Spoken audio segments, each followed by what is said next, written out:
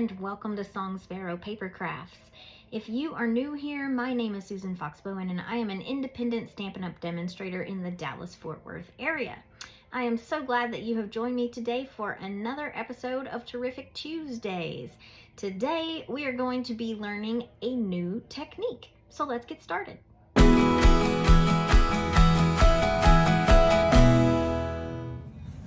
So you may recognize this card from Saturday. It was a part of last week's In the Woods posts, and I gave a little teaser in my blog post that I would be sharing the tutorial for the acetate rub technique with you this week. So a little bit about this technique. I saw it demonstrated by fellow Stampin' Up! Demonstrator over at Song of My Heart Stampers, and it uses Stampin' Blends and some acetate sheets to make a color transfer. And I thought it was perfect for that streaky kind of look that you see in the sky at like dawn and dusk, and it worked perfectly in this particular card design. So today we are going to make a variation of this card since it's all about autumn this week, and we are going to be making this card together. It also uses the acetate rub technique, so let's get started and see how it's done.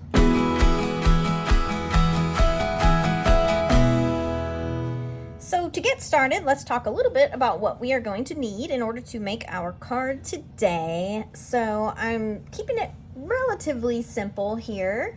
We'll be using the Frosted Forest dies for our tree element here in our card, and the Simply Said stamp set for our sentiment, and then Stampin' Blends. And I have used a variety of colors, Daffodil Delight, Calypso Coral, Real Red, and actually, is that Real Red? That might be Cherry Cobbler. Cherry Cobbler, my apologies, Cherry Cobbler. And this is Pool Party.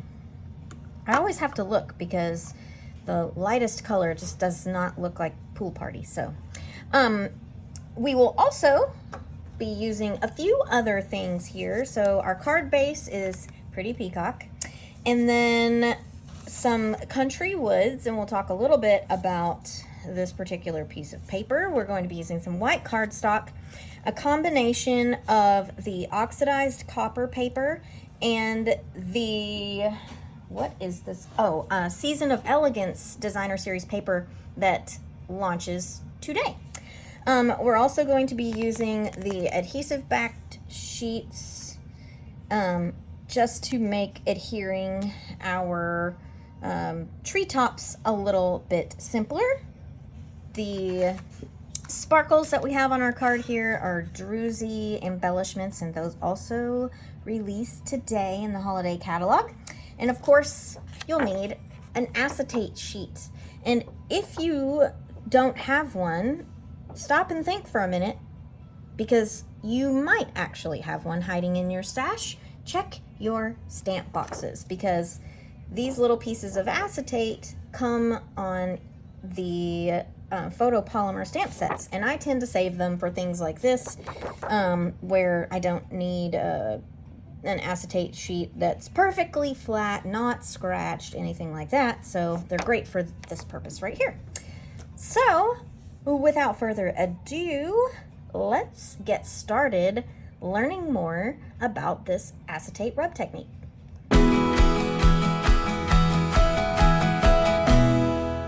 All right, so we are just going to dive right in here and start with our background of our focal panel and this acetate rub technique. And I'm using the sheet of acetate that I used before, and that is the beauty, is that you can just recycle this and use it over and over. But I also did this so that you could actually see the sheet a little bit better. I chose to start working with my lightest colors first, and that is why I had to put them in that order. So I'm just going to color over my acetate and try to make it be the same width as my piece of cardstock here, and then very quickly we want to turn it over because these are alcohol inks, right? Meaning that they're going to dry pretty quickly. And we just kind of rub over that to get that transfer look. I don't know if you can see that very well. Might have to, let me try zooming in. Does that do it? Not really. All right, we'll leave it how it was. As I work my way up, and you can do more than one layer, and I typically do, especially with this yellow. It seems to take several goings over, as I like to say. And ordinarily I would put the cap on my marker before I moved on to anything else, but it dries really quickly on this acetate, so you got to move pretty fast. So now I'm just working with my darker color. I mean, you can go over the same spot if you wish. It will blend the inks together just a smidge because it re-wets that prior strip a little. So gives you a little idea. I'm going to leave that for right now, and I'm going to go ahead and move on to my lighter color of Calypso Coral here. Pardon my squeaky marker there. Now, you can, I did not get all the way to the edge.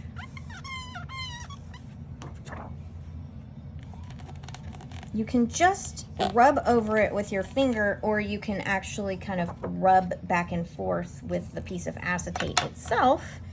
It gives it a little different look depending on which way you go. So, you know, you can play with it and decide what look it is that you like the best. So I'm just working my way up. I kind of used a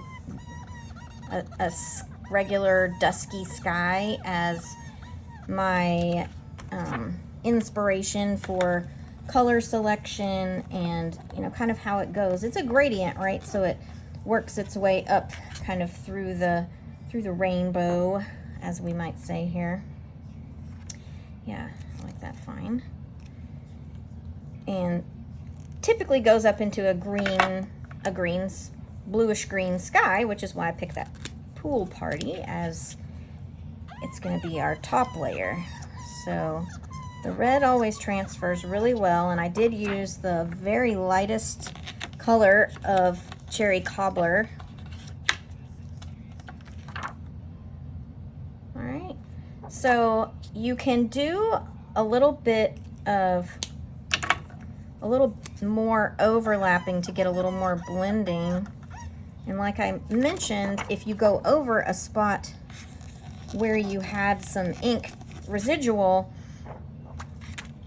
it reactivates it, right? Just like it would on your paper. So see how we have a little bit more blending going on here.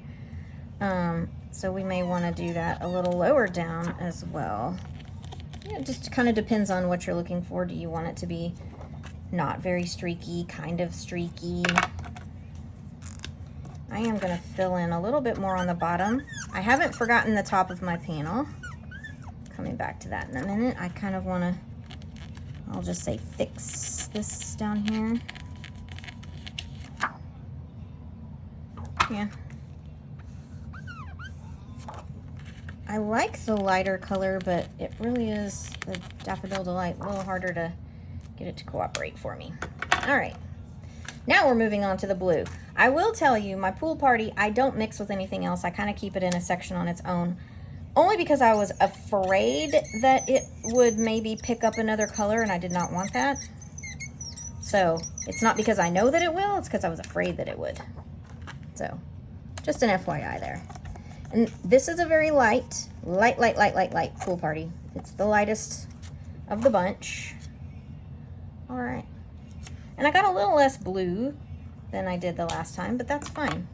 So now we have our dusky kind of sky, and you can continue to play with it and, you know, get more blending if you want more blending to occur.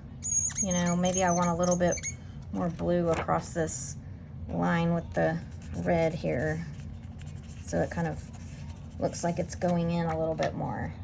Yeah. So a little closer look here, maybe, so you can get an idea.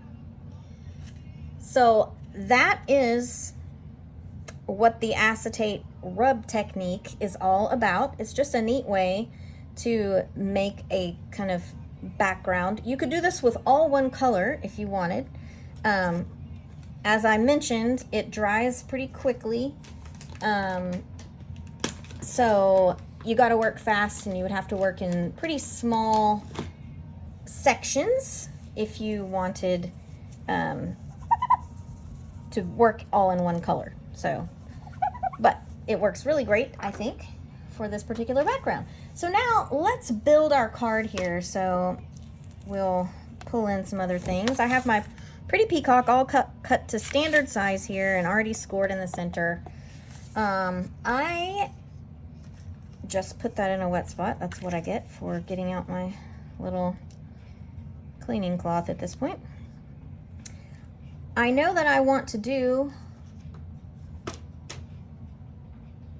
some trees and some die cutting. So let's get out the die cutting machine. I'm going to clear out my Stampin' Blends here, make some space, and let's get our die cut portions going. Okay, so all set up here with my die cutting machine, and we are set up with a piece of early espresso, a quarter sheet, and I have my Frosted Forest die, and this is the trio of trees that has just a little bit of landscape attached to it. And we're going to line this up along this bottom edge here. We are not going to cut the entirety of this bottom edge. So one of the things we are going to do is kind of doing a version of that die extension method. So we're only going to die cut to about right here. And that is going to make sense here in just one moment. So let me slide this over, and then we're going to run it through. But I'm lining up that die so that it comes to that spot that I just pointed out. And you'll see it as it comes out the other side.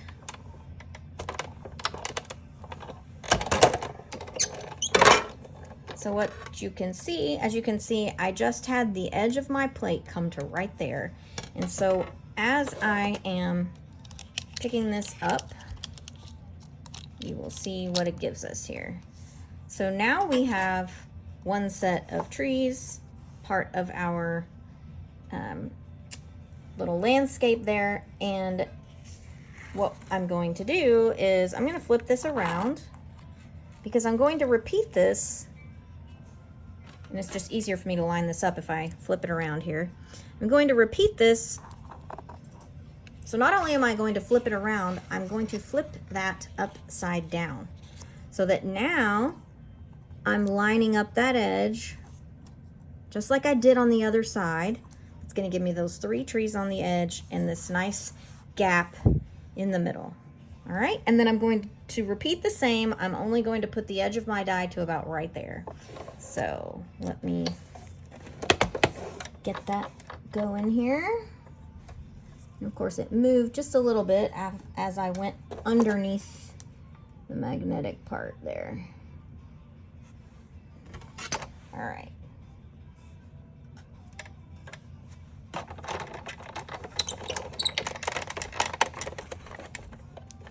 This is not coming out the same direction. As you can see, you can actually tell where my edge is, and if you feed it through that way, you'll definitely want to put some pressure so that your plate doesn't move.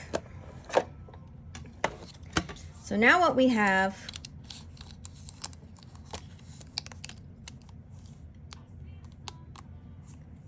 are 2 sets of trees on either side here. So now we're just going to very carefully,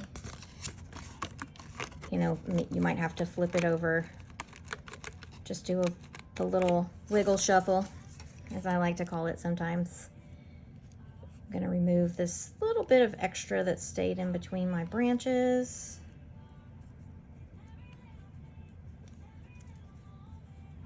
And I'm actually okay with the fact that see how I have this, whoop, no, you can't see because I have it out of the screen. You have this little bit of cut here in my hill, but I like that because to me it looks like you have a division in the height, depth, and gives you a little bit of depth and dimension there. So the next thing we are going to die cut while we have our machine out, I have put my two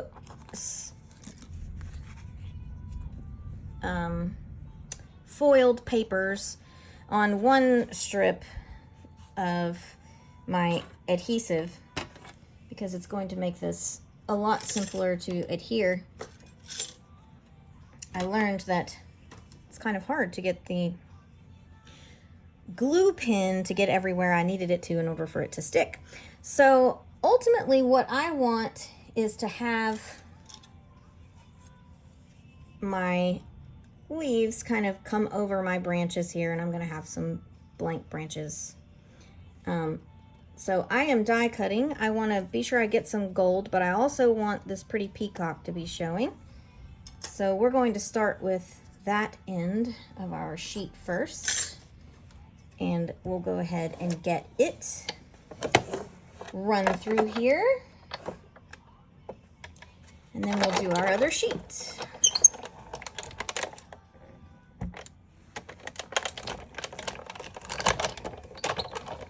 And I'm gonna, what I like to call, squeeze it through the machine more than one time so that it gives me a really good deep impression in that adhesive paper. I didn't really want it to do what it just did, which was pull away from my backing cover, because I really want to hang on to that because I'm not ready to stick it anywhere just yet. So we'll kind of pop it out of here.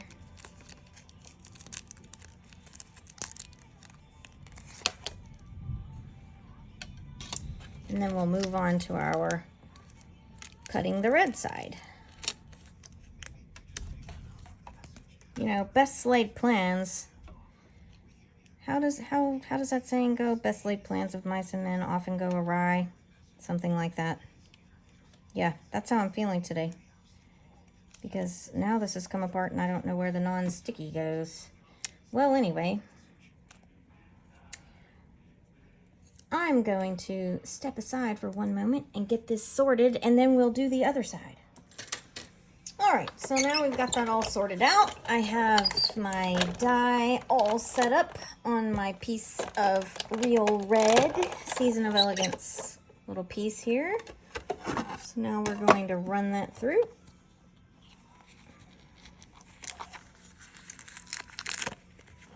And there we are. So I will get that separated from the die, and then we're going to start putting our card together. Okay, I am going to apply some glue to the back of my die cut piece here. Now, you could choose to use, well, honestly, I probably should have put some of that lovely two-sided tape on this particular piece whenever I die cut it, and I didn't. So I usually just slap a little glue on the ends of the branches here just to stick them to the little tips, because the whole branch doesn't need it if we can get the tips to stick. So this is good old glue pin. I'm using this because it doesn't squish out from underneath the edges. But, you decide what would work best for you. If you wanted to add some dimension, you could use the foam when you die cut. So I've got my adhesive all on the back, and now I'm just going to flip this over and adhere it directly to the bottom of this panel here. I'm just gonna put some nice even pressure on all my little edges. Yep, just like that. To get my branches to adhere, I'm going to wipe my silicone mat so that I don't end up with adhesive in places I don't necessarily want it. All right, I have my 2 sets of leaves here, and they're all nice and sticky.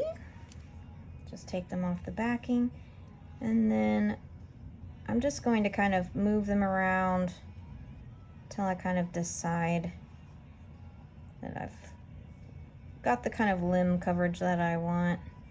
And I'm okay with there being some bare limbs showing because, you know, it's all about autumn, right? So our trees are losing some leaves. So this might be some places where all of the leaves are gone.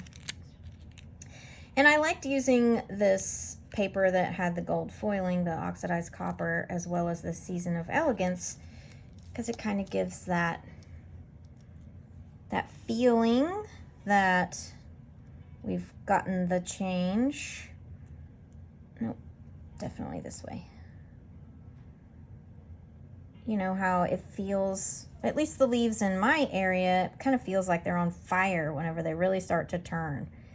And I feel like the gold foiling and the copper in these sheets really give that sense of realism to the changing leaves. All right, stop being quite so picky here.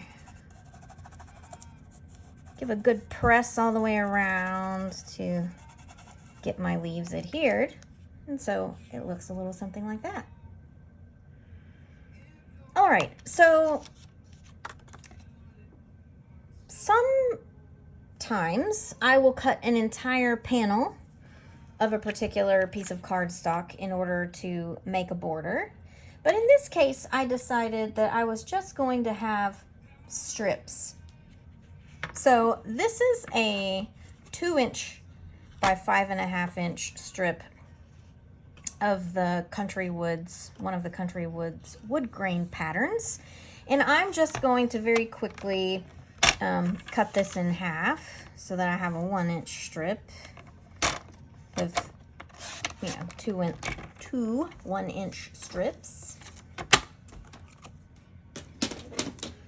Just because that's the way I did it this time. So I am taking my focal panel, I'm flipping it over to the back. I'm going to apply some tear and tape. I'm actually going to apply 2 pieces side by side, or you could use a 1/2" strip if you have 1/2", but I thought I would show putting 2/4 inches next to one another since that is what most people have. And I wanted a little extra pop of color, so let me show you what I mean. I'm not taking the backing off that quite yet. So I want my Country Woods to show on either side. But I wanted to tie in a little bit of the leaf color and that fall look. I'll give you a little closer look here. So you might have noticed that I have added some ribbon as a border, and that is what we are going to do here. And we're using one of the new ribbons that launches today. It's Cherry Cobbler and Gold. Look at that. Isn't that lovely? It's about a 1/4 inch. So I'm just going to lay this down on here. And I just want a little border on either side. So I'm going to put that roughly in the middle of that ribbon. Give it a press there. And I'm going to come with my paper snips. Oh, let's see, are these the sticky ones or the not sticky ones? Not sticky.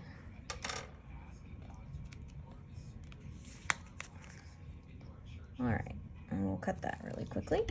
And then we will put this out again, and it doesn't really have a front or a back necessarily, so it seems to be mostly the same on both sides, other than the fact that it doesn't want to stay. Come on. All right, so I'm just repeating the same on the bottom. If I can get my ribbon to cooperate with me. All right, fine, then we'll go this way. And again, I'm just putting that about in the center of this ribbon. Okay, give it a press, and then we'll give it a snip.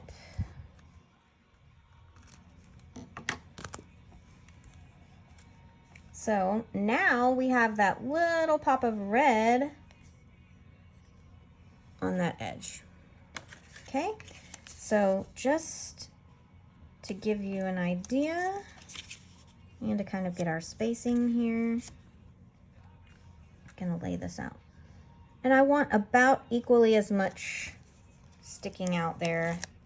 I'm gonna go ahead and take just that one off. So it's about 1/4 of an inch. Okay. And I'm going to do the same on the bottom.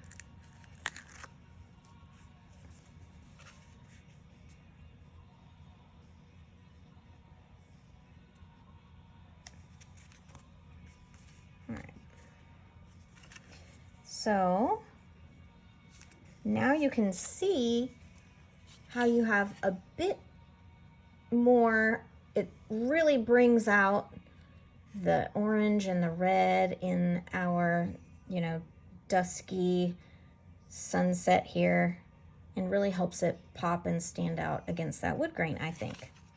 So I'm going to use my sticky snips, and I'm going to go ahead and snip off now this extra bit of limb overhang that I have here.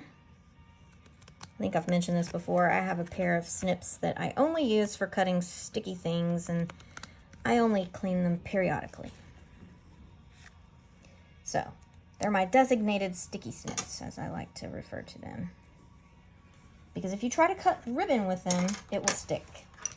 And then you end up with frayed ribbon and, unhappiness at the craft table. All right, so I want to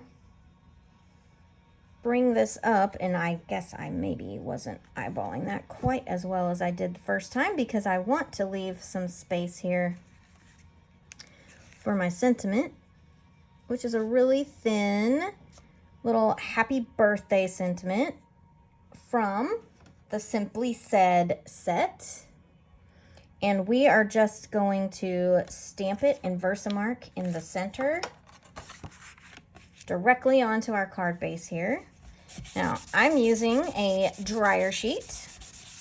I forget who it was who made this suggestion to use a dryer sheet instead of the little embossing buddy, because it doesn't leave the white powder and it helps repel, I don't know if that's necessarily the right word, but we're going to use it, repel that extra embossing powder from sticking to your paper. It's really great. All right, roughly halfway. I'm going to put it down close to the edge there.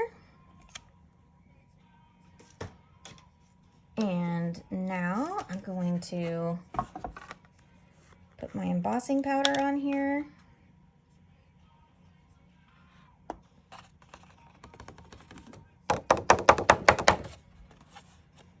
Like so.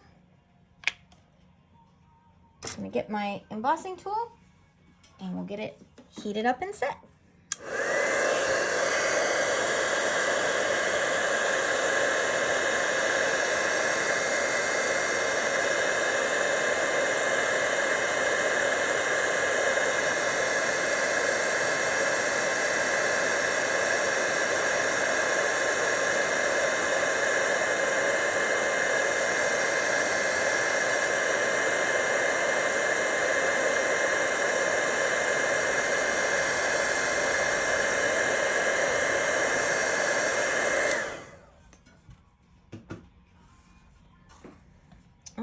So there we have it.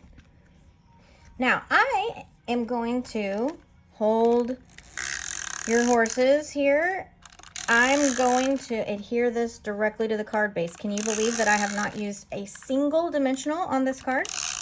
Nope, not a single one. It does happen every once in a while. Proof positive, folks. I can make a one-dimensional card. I just don't very often. I do love my dimensionals. I'm pretty sure I should own stock in the company that makes those things. Like, seriously. It's probably my all-time favorite tool. Or, can you call it a tool? Whatever. All right. And of course, we still want some extra sparkle here. So I just love these new embellishments. They're called druzy embellishments.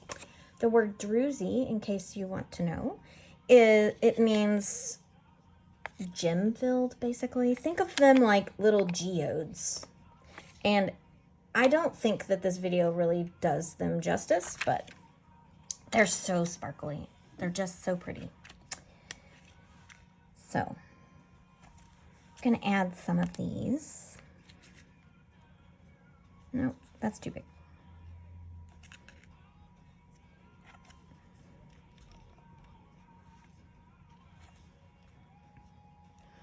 It's funny, even though you're pretty much replicating your own card, they turn out different every time. I always find that a little funny. No two cards are alike, and that's what makes them handmade, right? And unique. So there you have it. That is the acetate rub technique. Super duper simple. Uses your Stampin Blends and some acetate to create a very lovely rubbed looking background. And I am so thankful that you have joined me this week for this episode of Terrific Tuesdays. If you have enjoyed it and you are enjoying the videos that I bring to you each week, I would very greatly appreciate it if you would subscribe to my channel here. Next week, we'll be learning something else new, so I hope that you will come along for the ride. Until next time, see ya!